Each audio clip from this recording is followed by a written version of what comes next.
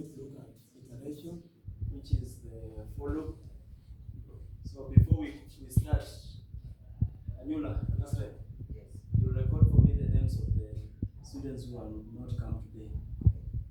Yes. So in the last lesson, we learned about do-while loops.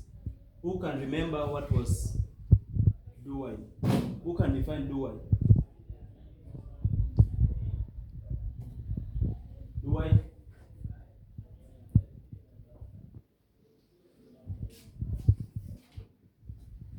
Yes, Cynthia? Do-while loop is a control flow statement that executes a block of code at least once before checking whether a condition is true.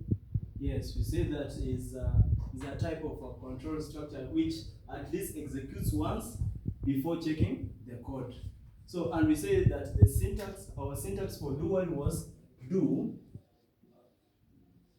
then this is the statements.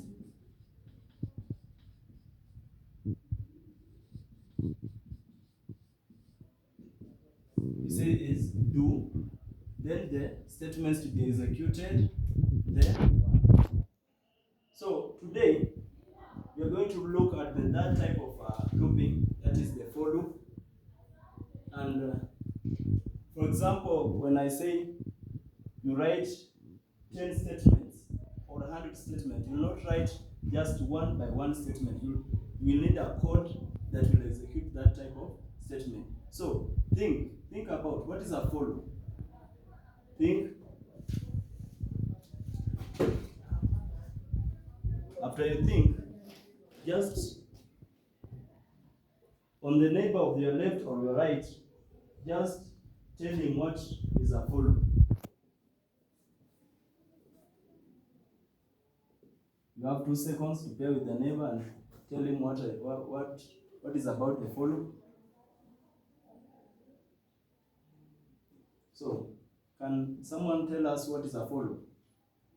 Yes, Evans? Is a control structure used to execute block of a code repeatedly for a specific number of times. Yes, it's a type of control structures used to execute statements for a specific number of times. Yes.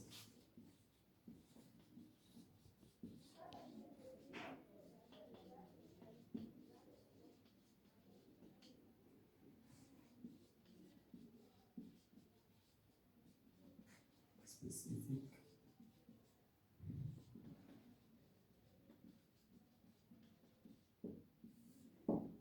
The word there is specific. Specific number of times. For example, when I've told you want to execute 10 sentences. So you already know the number of times you are going to execute. So let's look at the syntax for loop.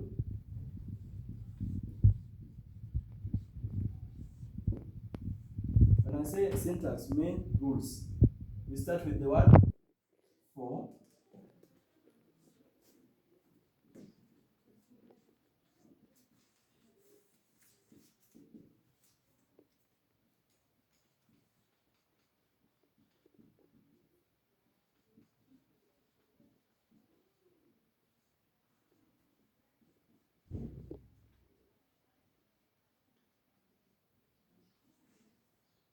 You can say that we start with the keyword for, then we have initialization. After initialization, we have the condition. After the condition, we have the update. Then in there we have the statements to be executed. So we can draw a flowchart for this. So we start from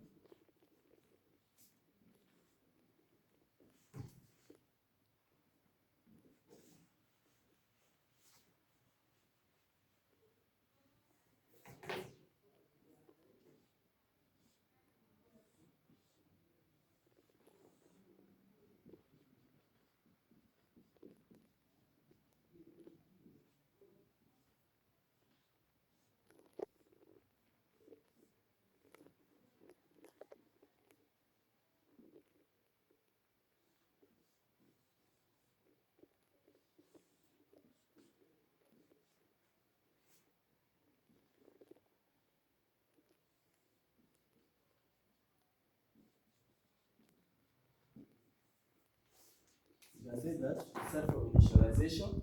Initialization, it checks the condition. If the condition is true, we execute statements. If it is false, the programs end there.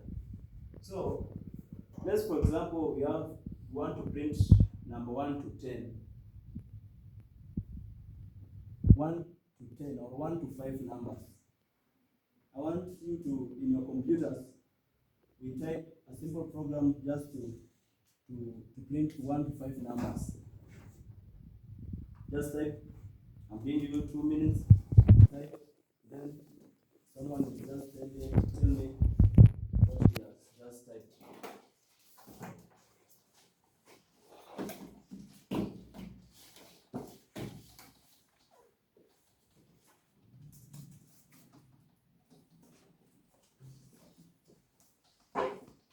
Yes, that's good. That's good. It's good.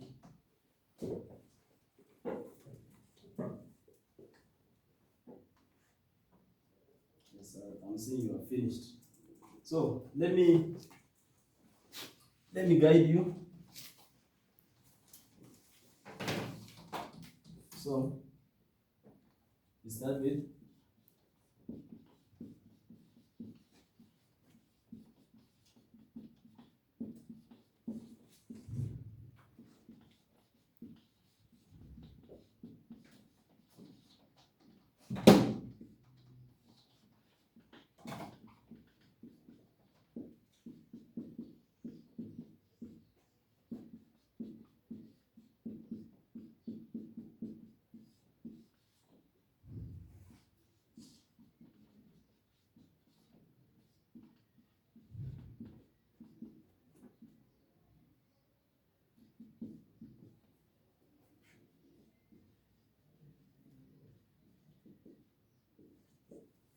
that is a simple program to print 1 to 5 numbers.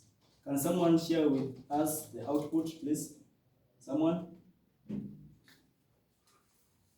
Someone too? Yes, Anula. Output? 1, 2, 1, 2, 3, 4, 5. and 5. Yes. Yes, that's a simple program. So in summary, today we have learned about what is a for loop. We say that as for loop is a type of a control structures used to execute specific number of times. And we are saying that we have looked at the syntax, say it is for initialization, condition, then update. Then we have written a simple program to execute 1 to 5 numbers. So assignment for today. Assignment.